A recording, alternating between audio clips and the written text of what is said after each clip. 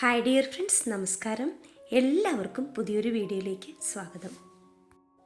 ഉള്ളിയും തേങ്ങയും വെച്ചിട്ട് ചോറിൻ്റെ ഒപ്പം കഴിക്കാൻ പറ്റുന്ന നല്ല ടേസ്റ്റി ആയിട്ടുള്ള മീനില്ലാത്ത മീൻകറി നമുക്കൊന്ന് തയ്യാറാക്കി നോക്കാം. അതിനായി ഞാനിവിടെ ഒരു മൺചട്ടിയാണ് എടുത്തിരിക്കുന്നത്. ഇതിലേക്ക് കുറച്ച് ഉള്ളി ഇട്ട് കൊടുക്കാം. 15 ഉള്ളിയോളം എടുത്തിട്ടുണ്ട്. അത് നടുവേ കീറി ഇട്ടതാണ്.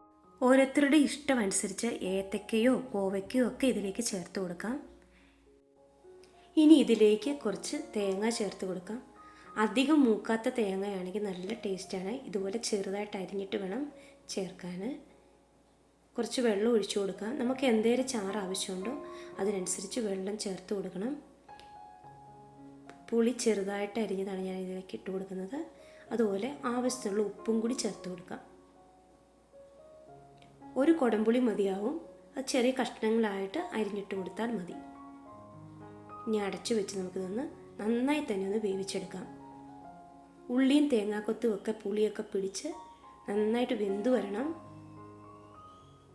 ഇത് ഏകദേശം തിളച്ച് വന്നിട്ടുണ്ട്. കുറച്ച് നേരം കൂടി ഇരിക്കട്ടെ. ആ സമയം കൊണ്ട് നമുക്ക് ഒരു പാൻ അടുപ്പത്ത് വെച്ച് അതിലേക്ക് കുറച്ച് എണ്ണ ഒഴിച്ചു കൊടുക്കാം. എണ്ണ നന്നായിട്ട് ചൂടായി വരുമ്പോൾ കടുക് ചേർത്ത് കൊടുക്കാം. കടുക് പൊട്ടി വരുമ്പോൾ ഉലുവ ഇട്ട് കൊടുക്കാം. ഇനി ഇതിലേക്ക് ചേർക്കുന്നത് ഒരു ചെറിയ കഷ്ണം ഇഞ്ചി അരിഞ്ഞതാണ്. അതുപോലെ 4 വെളുത്തുള്ളി ചെറുതായിട്ട് അരിഞ്ഞിട്ട് കൊടുക്കുന്നുണ്ട്. ചുമന്നുള്ളി 3 എണ്ണം ചെറുതായിട്ട് അരിഞ്ഞത് ഇട്ട് കൊടുക്കുന്നുണ്ട്.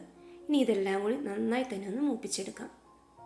നമ്മൾ മീൻകറിക്കൊക്കെ മൂപ്പിക്കുകയല്ലേ, ആ ഒരു തരത്തിൽ മൂപ്പിച്ചെടുക്കണം. കുറച്ച് കറിവേപ്പിലയും കൂടി ചേർത്ത് കൊടുക്കാം. ഇതെല്ലാം നന്നായി മൂത്ത് വരുമ്പോൾ 1.5 ടീസ്പൂൺ മുളക് പൊടി ചേർത്ത് കൊടുക്കാം. കാശ്മീരി മുളക് പൊടിയാണ് ചേർത്ത് കൊടുക്കുന്നത്. ഓരോരുത്തരുടെയും എരിവിനനുസരിച്ച് മുളക് പൊടി ചേർത്ത് കൊടുക്കാം. ഇനി ഇതിലേക്ക് 1/4 ടീസ്പൂൺ മഞ്ഞൾപ്പൊടിയും കൂടി ഇട്ട് കൊടുക്കാം. എന്നിട്ട് ഫ്ലെയിമെല്ലാം ഓഫാക്കിയതിന് ശേഷം ഇതുപോലെ നന്നായി ഒന്ന് മൂപ്പിച്ചെടുക്കാം. മല്ലിപ്പൊടി ചേർക്കാൻ ഇഷ്ടമുള്ളവരാണെങ്കിൽ ഈ സമയത്ത് അല്പം മല്ലിപ്പൊടിയും കൂടി ചേർത്ത് കൊടുക്കാം. ഞാൻ മല്ലിപ്പൊടി ചേർക്കുന്നില്ല കേട്ടോ.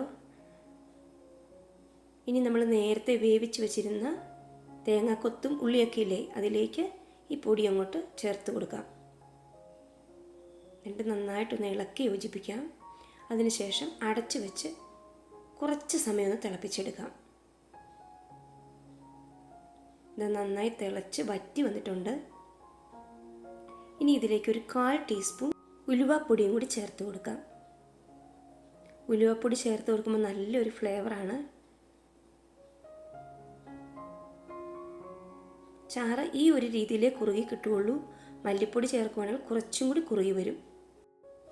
ഈ ഒരു പരുവത്തിൽ എടുക്കുമ്പോഴാണ് ചോറിൻ്റെയൊക്കെ ഒപ്പം ഒഴിച്ച് കഴിക്കാൻ പറ്റിയത്. അപ്പോൾ ഇത്രയേ ഉള്ളൂ കേട്ടോ. കറി ഇവിടെ റെഡി ആയിട്ടുണ്ട്. ഇനി ഫ്ലെയിം ഓഫാക്കാം. 50 നോമ്പ് എടുക്കുന്നവർക്കൊക്കെ ചോറിൻ്റെ ഒപ്പം സൈഡ് ഡിഷായിട്ട് കഴിക്കാൻ പറ്റിയ നല്ല ടേസ്റ്റി ആയിട്ടുള്ള ഒരു മീനില്ലാത്ത മീൻ കറിയാണ്. എല്ലാവരും ഇതുപോലെ ഒന്ന് ട്രൈ ചെയ്ത് നോക്കിയിട്ട് ഫീഡ്ബാക്ക് അറിയിക്കാൻ മറക്കരുതേ. അപ്പോൾ ആദ്യമായിട്ട് എൻ്റെ വീഡിയോ കാണുന്നവരാണെങ്കിൽ ലൈക്ക് ചെയ്യാനും ഷെയർ ചെയ്യാനും സബ്സ്ക്രൈബ് ചെയ്യാനും മറക്കരുത്. പുതിയൊരു വീഡിയോയുമായി വീണ്ടും കാണാം.